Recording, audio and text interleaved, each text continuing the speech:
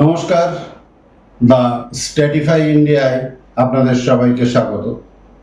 আপনাদের সঙ্গে আমি মুকুল। আজ যে বিষয় নিয়ে আলোচনা করব সেটি হলো ভারত এবং আফগানিস্তানের মধ্যে নয়া যে সম্পর্কের সমীকরণ তৈরি হতে চলেছে এই বিষয় নিয়ে। সাম্প্রতিক কালে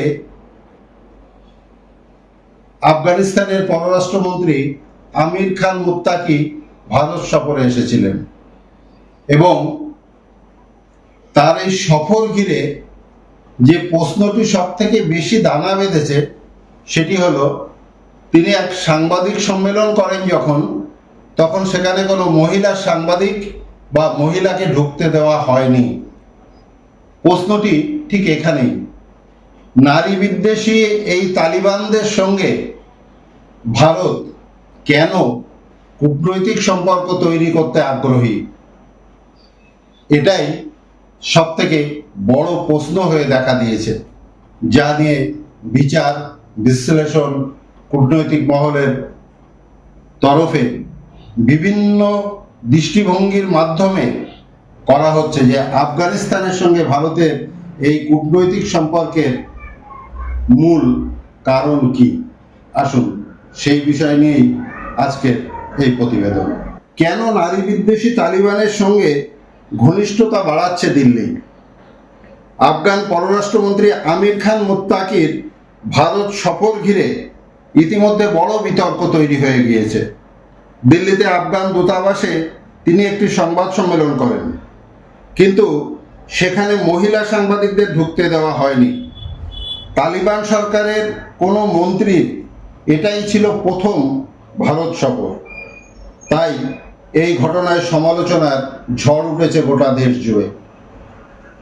বিতর্ক শুরু হতেই ভারতের পররাষ্ট্র মন্ত্রক বিবৃতি দিয়ে জানিয়েছে, দিল্লিতে আফগান বিদেশ মন্ত্রীর সাংবাদিক বৈঠকের বিষয়ে ভারতের বিদেশ মন্ত্রকের কোনো রকম হাত ছিল না। কিন্তু প্রশ্ন উঠেছে, তালিবানের নারীদের প্রতি কঠোর নীতির কথা আগে থেকেই জানা থাকলেও ভারত কেন আগে ভাগে এমন বৈষম্যমূলক অনুষ্ঠানের বিরোধিতা করেনি? ভারত আফগানিস্তানের সঙ্গে সম্পর্ক মজবুত করলেও এখনো পর্যন্ত তালিবান সরকারকে আনুষ্ঠানিকভাবে স্বীকৃতি দেয়নি। কিন্তু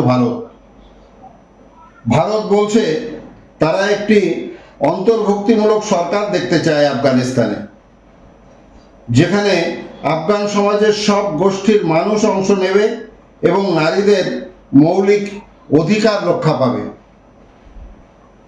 পররাষ্ট্র মন্ত্রণালয় স্পষ্ট করে জানিয়েছে, ভারতের অবস্থানে এখনো পর্যন্ত কোনো পরিবর্তন আসেনি, কারণ আফগানিস্তানে তালিবান সরকার গঠিত হওয়ার পরে ভারত যে অবস্থান নিয়েছিল বর্তমানেও সেই অবস্থানেই রয়েছে ভারত। একথা স্পষ্ট করে জানিয়ে দিয়েছে ভারতের পররাষ্ট্র মন্ত্রক। তালিবান সরকারকে এখনো আমরা স্বীকৃতি দিচ্ছি না, এটা পররাষ্ট্র মন্ত্রণালয়ের তরফে বিবৃতি দিয়ে জানিয়ে দেওয়া হয়। তবে একই সঙ্গে ভারত বলছে তারা বাস্তবতা থেকে চোখ ফিরিয়ে নিতে চায় না, কারণ আফগানিস্তান দক্ষিণ এশিয়ার স্থিতিশীলতার জন্য অত্যন্ত গুরুত্বপূর্ণ। 2021 সালে তালিবান ক্ষমতায় আসার পর ভারত কাবুলে তাদের দূতাবাস বন্ধ করে দেয়। সেই দূতাবাস পুনরায় চালু হলে আফগানিস্তানে চলমান শিক্ষা, স্বাস্থ্য পরিকাঠামো ও মানবিক প্রকল্পগুলো আরও সক্রিয়ভাবে পরিচালনা করা যাবে। এর পাশাপাশি আফগান পররাষ্ট্রমন্ত্রী আমির খান মুত্তাকি দিল্লি সফরে এসে ভারতের পররাষ্ট্রমন্ত্রী এস জয়শঙ্করের সঙ্গে গুরুত্বপূর্ণ বৈঠক সেরে নিয়েছেন। সেখানে দুই দেশের মধ্যে নিরাপত্তা, বাণিজ্য, আঞ্চলিক সহযোগিতা এবং মানবিক সাহায্য নিয়ে বিস্তারিত আলোচনাও হয়েছে। তাহলে দিল্লি কি প্রকারান্তরে নারী বিরোধী মুসলিম সমাজের সত্যাসত্য গিলতে বাধ্য হলো? এই প্রশ্ন আজ সুশীল সমাজের প্রশ্ন আজ কূটনৈতিক মহলের। তালিবান 2021 সালে ক্ষমতায় আসার পর থেকে নারীদের উপর নানা বিধি নিষেধ আরোপ করেছে। মেয়েদের স্কুল ও বিশ্ববিদ্যালয়ে যাওয়া নিষিদ্ধ করা হয়েছে। সেখানে অনেক মহিলাকে চাকরি থেকে সরিয়ে দেওয়া হয়েছে।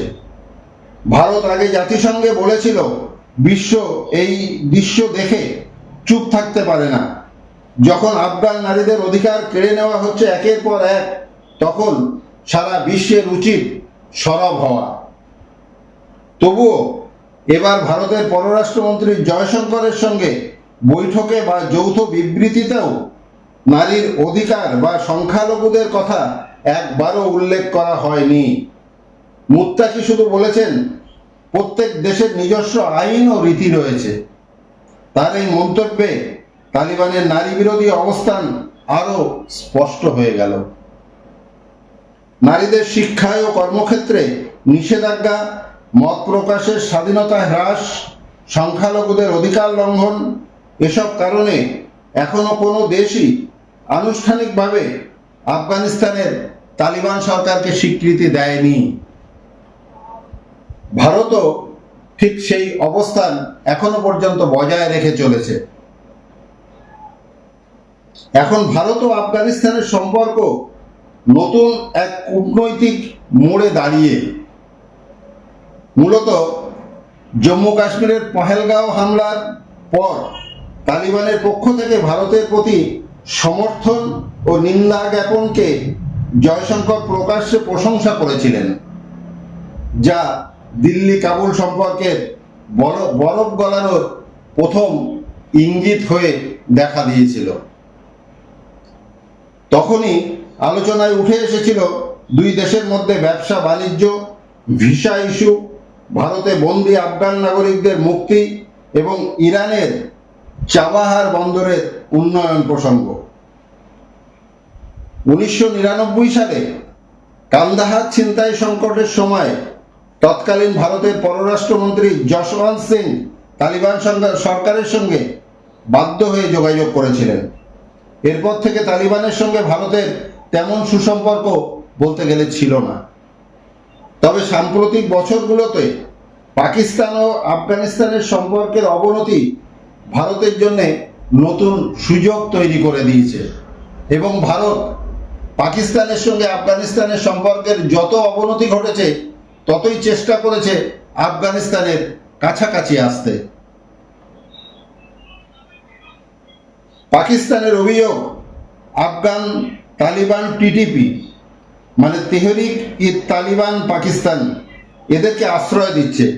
এর জেরেই 2024 সালের ডিসেম্বরে পাকিস্তান আফগানিস্তান ভূখণ্ডে বিমান হামলা চালায়। এরপর থেকেই কাবুল ইসলামাবাদের বিরুদ্ধে রীতিমতো ক্ষুব্ধ, আর দিল্লি সেই সুযোগটিকেই কাজে লাগাতে চাইছে। অন্যদিকে চীন পাকিস্তান অর্থনৈতিক করিডর আফগানিস্তান পর্যন্ত সম্প্রসারিত করার চেষ্টাও ভারতের চিন্তার বিষয়। আফগানিস্তান ভারতের জন্য শুধু একটি প্রতিবেশী দেশ নয়, মধ্য এশিয়া ও ইরানের সঙ্গে যোগাযোগেরও একটি কৌশলগত পথ। চাবাহার বন্দর থেকে আফগানিস্তান ও মধ্য এশিয়ায় পণ্য পাঠানোর যে করিডর তৈরি হয়েছে তা ভারতের অর্থনৈতিক স্বার্থে খুবই গুরুত্বপূর্ণ। তালিবান সরকারের সময় ভারত বেশ কিছু মানবিক সাহায্যও পাঠিয়েছিল, যেমন খাদ্য, ওষুধ, ভ্যাকসিন ও গম। এখন সেই আফগানিস্তানের মাটিতে ভারতের দূতাবাস যদি পুনরায় চালু করা যায়, তাহলে দুই দেশের মধ্যে সুসম্পর্কের এই বাতাবরণ এবং ব্যবসা বাণিজ্যের যে পথ প্রশস্ত হবে তা বলাই বাহুল্য। ভারতের সবচেয়ে বড় উদ্বেগ হলো আফগান ভূমি যেন কোনোভাবেই ভারত বিরোধী সন্ত্রাসবাদে ব্যবহৃত না হয়। মূল বিষয় কিন্তু ঠিক এখানেই। ভারত চাইছে পাকিস্তানকে শায়েস্তা করতে গেলে আফগানিস্তানকে যেমন পাশে দরকার, তেমনি আফগানিস্তানের মাটিতে যেন কোনো রকম সন্ত্রাসবাদ বা ভারত বিরোধী কার্যকলাপ না হয় সেটা 100% নিশ্চিত করা। 90-এর দশকে আফগানিস্তান থেকে পরিচালিত বিভিন্ন জঙ্গি সংগঠন ভারতের জম্মু কাশ্মীরে সক্রিয় ছিল। সেই আশঙ্কা এখনো যে নেই তা নয়, এখনো সেই আশঙ্কা রয়ে গিয়েছে। তালিবান যদি ভারতের সঙ্গে সুসম্পর্ক বজায় রাখে তাহলে ভারতের জন্য নিরাপত্তার ঝুঁকি এক কথায় অনেকটাই কমে যাবে। ওয়াকিবহাল মহলের মতে এই কারণেও ভারত কাবুলে তাদের উপস্থিতি বাড়াতে চাইছে। আফগানিস্তানে শান্তি ফিরলে গোটা দক্ষিণ ও মধ্য এশিয়ার বাণিজ্য ও সংযোগের পথ অনেক বেশি মসৃণ হবে। ভারত তা বিলক্ষণ জানে, তাই স্বীকৃতি না দিয়েও ভারত এখন তালিবানের সঙ্গে কথাবার্তা, আলোচনা এবং সম্পর্ক তৈরির পথ যাতে প্রশস্ত হয় সেই রাস্তা নিয়েছে কৌশলগতভাবে। একদিকে নিজেদের নিরাপত্তা নিশ্চিত করার জন্য, অন্যদিকে ভবিষ্যতের সম্ভাব্য সহযোগিতার পথ খোলা রাখার জন্য ভারত চাইছে তালিবানদের সঙ্গে হাতে হাত মেলাতে। বিশ্লেষকরা বলছেন এটি ভারতের প্রয়োজনীয় কূটনৈতিক পদক্ষেপ। নীতি ও বাস্তবতার মধ্যে স্রেফ ভারসাম্য বজায় রাখা হচ্ছে। তালিবান নারীদের ঘরবন্দি করে শিক্ষা ও কর্মক্ষেত্র থেকে সরিয়ে দেওয়া এই তালিবান সরকারের মূল নীতি ছিল, যা এখনো সে দেশে রয়েছে বলেই অভিযোগ। এমনকি পুরুষের ছায়া হিসাবে বিবেচনা করা হয়েছে মহিলাদের, যা মূলত নারী স্বাধীনতার পরিপন্থী পুরুষতান্ত্রিক দৃষ্টিভঙ্গির প্রতিফলন। ভারত তালিবান সরকারকে স্বীকৃতি না দিয়েও কূটনৈতিক যোগাযোগ, বাণিজ্য ও উন্নয়নমূলক প্রকল্পের মাধ্যমে যে সম্পর্ক ধীরে ধীরে ভালো করতে চাইছে তা ভারতের জন্য স্বাভাবিকভাবেই এক ধরনের পরীক্ষা। ভারত কি মানবাধিকার ও নীতির অবস্থান বজায় রেখেও বাস্তব রাজনীতির পথে অগ্রসর হতে পারবে? নারী বিদ্বেষী তালিবান সরকারের সঙ্গে হাতে হাত মিলিয়ে ভারত তার নীতিগত পন্থাকে বজায় রেখে, যে এই তালিবান সরকারকে স্বীকৃতি না দেওয়া, এটা বজায় রেখে কিভাবে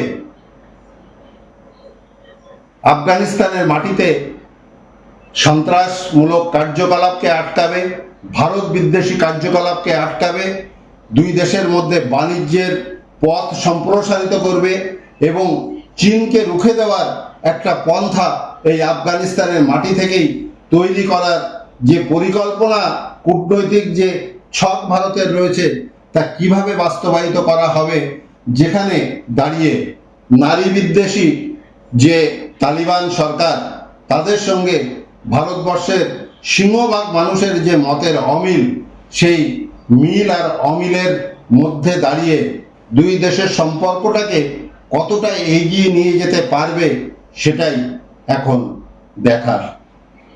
আজ এই পর্যন্তই। ভালো থাকুন, সুস্থ থাকুন। আবার দেখা হবে পরবর্তী এপিসোডে।